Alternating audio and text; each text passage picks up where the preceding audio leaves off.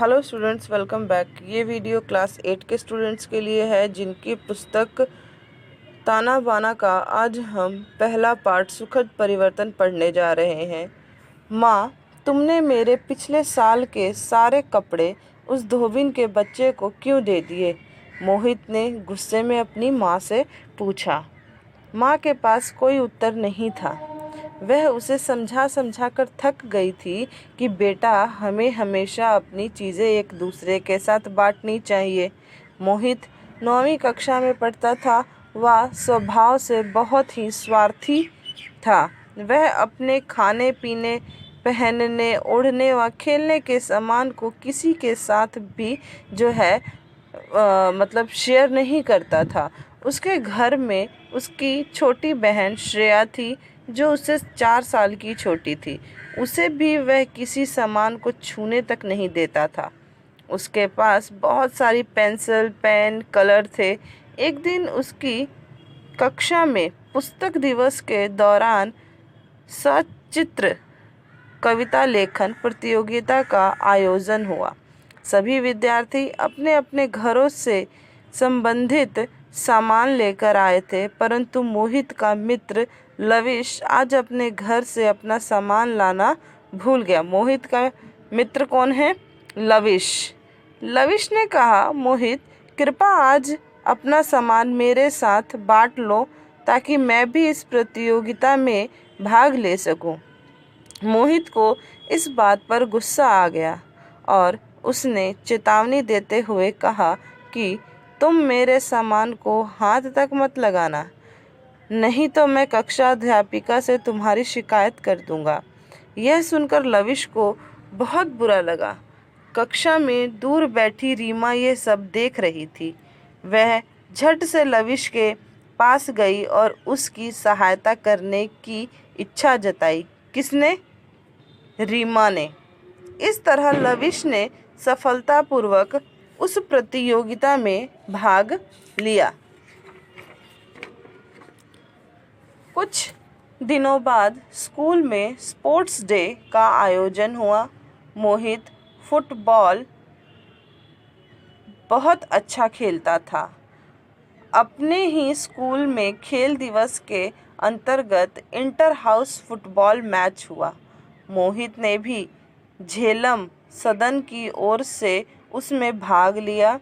सतलुज सदन की टीम एक गोल कर चुकी थी। मैच खत्म होने में 12 मिनट शेष थे। मोहित सेंटर फॉरवर्ड पोजीशन पर था। वह ही अपनी टीम का मुख्य खिलाड़ी था। जैसे ही बॉल उसकी तरफ आई, वह अपने टीम के सदस्य के साथ तालमेल बनाता हुआ नेट की ओर भागा। तभी अचानक उसके जूते का सोल निकल गया। वह भाग नहीं पाया। वह रेफरी से टाइम मांगकर अपनी स्पोर्ट्स किट के पास गया, परंतु आज वह गलती से एक जोड़ी अतिरिक्त जूते रखना भूल गया था। वह बारी बारी से सभी सहपाठियों से उनका पैरों का नाप जिनके जितना था जूते मांगने लगा, परंतु उसके स्वार्थी व्यवहार के कारण सभी ने उसे जूते देने से इनकार कर दिया। कुछ उसकी सहायता करना चाहते थे, परंतु उनके साइज उससे नहीं मिलते थे। मोहित गहरे शोक में डूब गया। वह उदास हो गया और सोचने लगा कि अब मैं अपनी टीम को कैसे जिताऊंगा। इधर रेफरी बारंबार सीटी बजाकर जलपान समय खत्म होने की सूचना दे रहा था। परेशानी के कारण मोहित के माथे से पसीने की बूंदें झलक रही थी। वह बहुत ही असमंजस की स्थिति में था। उसे कुछ समझ नहीं आ रहा था।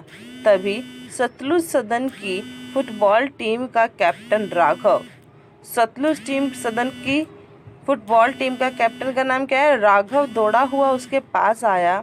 उसी के नाप के रखे अपने अतिरिक्त जूते उसे देने लगा। मोहित ने उसे मना किया तो राघव ने धीरे से कहा, यार, खेल में भले ही हम अलग अलग टीम से हैं, लेकिन हैं तो हम सभी सहपाठी, हैं तो सभी हम मित्र, यह और एक ही कक्षा के पढ़ने वाले।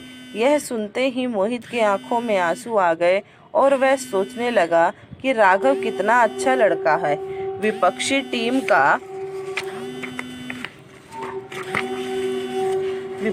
टीम का होते हुए भी उसने मेरी सहायता की और एक मैं हूँ जो किसी को भी अपनी चीज़ों को हाथ तक नहीं लगाने देता। मोहित के दिल में राघव को जो है वह धन्यवाद किया। इसके पश्चात उसने अपना पूरा ध्यान खेल की ओर लगा दिया। जैसे ही बॉल उसके पैरों के समीप आई, उसने इतनी तेजी से मारी कि विपक्ष टीम का गोल को बचा नहीं पाई और गोल हो गया। इस तरह मोहित ने बड़ी फुर्ती के साथ सीमित समय में 2 गोल कर अपनी टीम को विजयी बनाया। अगले दिन जब प्रधानमंत्री ने विजेता टीम को मंच पर बुलाया और मोहित के हाथ में ट्रॉफी दी, तो उसने अपने स्पोर्ट्स सर के कान में धीरे से कहा, सर, इस इनाम का असली विजेता मैं नहीं हूँ। उसने सारी घटना सर को बताई और अनुरोध किया कि राघव को मंच पे बुलाया जाए। तब राघव को मंच पे बुलाया गया। मोहित ने अपनी ट्रॉफी राघव के हाथ में देते हुए कहा, इसकी असली हकदार जो है वह तुम हो। दोनों ने मिलकर ट्रॉफी को पकड़ा। मोहित के माता पिता दूर से यह सब देख रहे थे और मन ही मन वे बहुत खुश हो रहे थे कि जो जीवन मूल्य वे इतने दिनों से अपने बेटे को नहीं सिखा पाए, वो आज उसके सहपाठी यानी कि जो उसके मित्र हैं, जो उसके क्लास के जो बच्चे हैं, राघव ने सिखा दिया। मोहित ने मंच से उतरकर अपने बुरे व्यवहार के लिए अपने सहपाठियों से और अपने माता पिता से क्षमा मांगी। उसके माता पिता ने उसको गले से लगा लिया। ये थी आपकी ताना बाना पुस्तक की कहानी सुखद परिवर्तन कि किस तरह से जो है राघव के मन में परिवर्तन आया, जो कि सबके लिए कितना सुखद था। जिस हिसाब से जो है मोहित यह चीज़ समझा कि अपनी चीज़ों को हमेशा जो है दूसरों के साथ शेयर करना चाहिए, बांटना चाहिए, वह मोहित को राघव ने सिखा दिया।